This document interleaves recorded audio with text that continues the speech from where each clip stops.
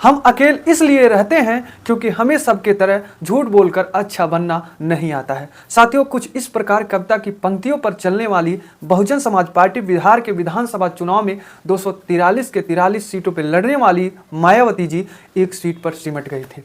जो मायावती जी का ये कहना था कि मैं किसी पार्टी के साथ गठबंधन नहीं करूंगा क्योंकि पार्टी अन्य पार्टियां झूठ बोलती हैं, झूठ वादा करती हैं, इसलिए मैं झूठी पार्टी के साथ नहीं रहूंगा। मैं अकेला हूं, मैं झूठों के साथ नहीं रहूंगा और झूठ बोलकर चलना मुझे नहीं आता है। वही बहुजन समाज पार्टी रिजल्ट आने के बाद, नतीजा आने के बाद चकित रह गई, क्योंकि जो इतना चर्चा था जिस बहुजन समाज पार्टी की, वो केवल एक सीट पर सिमट गई।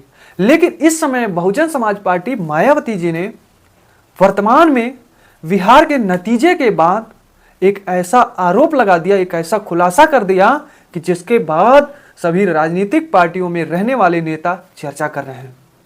बहुजन समाज पार्टी के मानने वाले, बहुजन समाज पार्टी को मानने वाले सभी आम पब्लिक भी यही सोच रही है कि अगर वास्तव में ऐसा बिहार में हुआ है तो इसको जांच करनी चाहिए और हम लोगों के साथ साथ हमारी पार्टी के साथ न्याय होनी चाहिए, न्याय मिलनी चाहिए।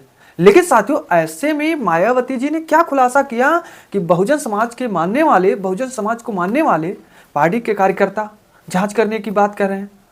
तो चलिए साथियों, मैं आपको अपने वीडियो में बताता हूं। लेकिन साथियों, उससे पहले मैं बसपा के द्वारा 6 दिसंबर को एक बहुत बड़ा काम होने जा रहा है, जिसको मैं अपने वीडियो के लास्ट में बताऊंगा कि आखिर में 6 दिसंबर को मायावती जी के द्वारा क्या किया जा रहा है, बसपा पार्टी के द्वारा क्या किया जा रहा है, उसको मैं बताऊंगा। आप लोग वीडियो को स्किप मत करिएगा, लास्ट तक बने रहिएगा, तब हर पॉइंट को आप जानेंगे। लेकिन साथियों, उससे पहले मैं आपको बता दूं कुछ पॉइंट जो बसपा ने खुलासा किया है, आरोप लगाया है। साथियों, बसपा की बिहार में हार के बाद हालांकि कई सीटों में वोट परसेंटेज देखा जाए अच्छा है।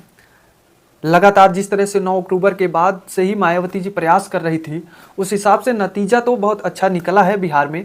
27 में अगर देखा जाए तो उत्तर प्रदेश में एक अच्छी पार्टी के रूप में साबित होंगी। हालांकि साबित करने की बात नहीं है, जरूरत नहीं है, क्योंकि बसपा वास्तव में उत्तर प्रदेश में काफी चर्चित है और लगातार बहन जी 4 बार मुख्यमंत्री बनी थी। उत्तर प्रदेश की जनता ही ने मुख्यमंत्री बनाया था बहन जी को, प्रदेश की सत्ता दिया था, लेकिन वही बसपा शून्य थी। लेकिन लगातार जिस तरह से प्लस पॉइंट बसपा को मिलता जा रहा है, उस हिसाब से 27 के विधानसभा में वास्तव में एक अच्छा पार्टी के रूप में अच्छा प्रदर्शन करेंगे। हर पार्टियों से जो समाजवादी कहा जा रहा है उत्तर प्रदेश में बहुत मजबूत, भारतीय जनता पार्टी मजबूत है, उसी पार्टी को टक्कर देंगी 27 के विधानसभा में, जिस तरह से बसपा की रणनीतियां बन रही है। लेकिन साथियों, बिहार में वोटिंग के समय ही 11 नवंबर से बसपा की समीक्षा बैठक दिल्ली में हो रही है। पार्टी के कार्यालय में समीक्षा बैठक हो रही है। तमाम राज्यों के कार्यकर्ताओं, बसपा कार्यकर्ताओं के साथ समीक्षा बैठक की जा रही है। पार्टी रणनीतियां बना रही है कि किस तरह से भविष्य में एक अच्छा जो है पार्टी के रूप में बसपा आए, उसी रणनीतियां बना रही थी ये केवल। लेकिन इसी रणनीतियों के बीच में जो है बसपा बहुजन समाज पार्टी मायावती जी ने बिहार के रिजल्ट आने के बाद 14 नवंबर को जो रिजल्ट आया है, उस रिजल्ट के समय का एक ऐसा खुलासा कर दिया कि जिसके बाद सभी कार्यकर्ता, सभी बसपा को मानने वाले दंग रह गए। खुलासा यह बहुजन समाज पार्टी ने किया कि 9 अक्टूबर के दिन मत का गणना के समय, मैं आपको पूरा पढ़कर बता दूंगा कि क्या क्या उन्होंने खुलासा किया है। बहन कुमारी मायावती जी ने खुलासा किया कि जिस दिन मत का गणना हो रहा था बिहार में, 14 नवंबर के दिन विरोधी दलों के असामाजिक तत्वों द्वारा कराए गए उपद्रव में बीएसपी के विधायक की गाड़ी तथा प्रशासन की गाड़ी क्षतिग्रस्त की गई, जिसे काबू करने हेतु पुलिस द्वारा रात में लाठीचार्ज किया गया, जिसमें बीएसपी के कई कार्यकर्ता गंभीर रूप से घायल हुए। बीएसपी मायावती जी का कहना है कि जब मत का गणना हो रहा था तो उस समय जो है कुछ असामाजिक उपद्रव करने वाले लोग जो है उपद्रव कर रहे थे वहां, जिसके बाद पुलिस ने वहां लाठीचार्ज किया रोकने के लिए। लेकिन उस दौरान जो है बसपा के कार्यकर्ताओं को मारा गया, जिसमें वो गंभीर रूप से घायल हो गए। बसपा मायावती जी का कहना। फिर उसके बाद आगे मायावती जी ने एक और आरोप लगाया। उन्होंने कहा कि जिले की पुलिस शासन के दबाव में बीएसपी के लगभग 250 कार्यकर्ताओं पर एवं 1000 अज्ञात लोगों पर एफआईआर दर्ज की। बसपा मायावती जी का कहना है ये कि 250 लोगों को मारा गया शासन के दबाव में पुलिस के द्वारा, जिले के पुलिस के द्वारा, और 1000 से ज्यादा अज्ञात लोगों का एफआईआर दर्ज किया गया। और मायावती जी का ये कहना है कि जो कि ये गलत किया गया, क्योंकि पहले इस पर जांच किया जाना चाहिए था। जांच के बाद अगर ये आरोपी पाए जाते तो इन पर जो है सजा दे जाता तो माना जाता, लेकिन जांच किए बिना ही पार्टी के से जुड़े 250 लोगों और 1000 से ज्यादा अज्ञात लोगों पर FIR करना, ये तो कानून के खिलाफ है। ऐसा नहीं करना चाहिए। मायावती जी का ये कहने के बाद मायावती जी ने ये कहा लास्ट में कि जो है समीक्षा बैठक के दौरान कि मैं यही मांग करूंगा बिहार से कि जो है इस पर जांच करनी चाहिए, जांच के बाद ही सजा देने का काम किया जाए। अगर ये आरोपी हैं तो सजा दिया जाए, कठोर से कठोर सजा दिया जाए, दंड दिया जाए, लेकिन बिना जांच के ऐसा करना ये बिल्कुल ही शासन के दबाव के कारण ही पुलिस का कृत्य है।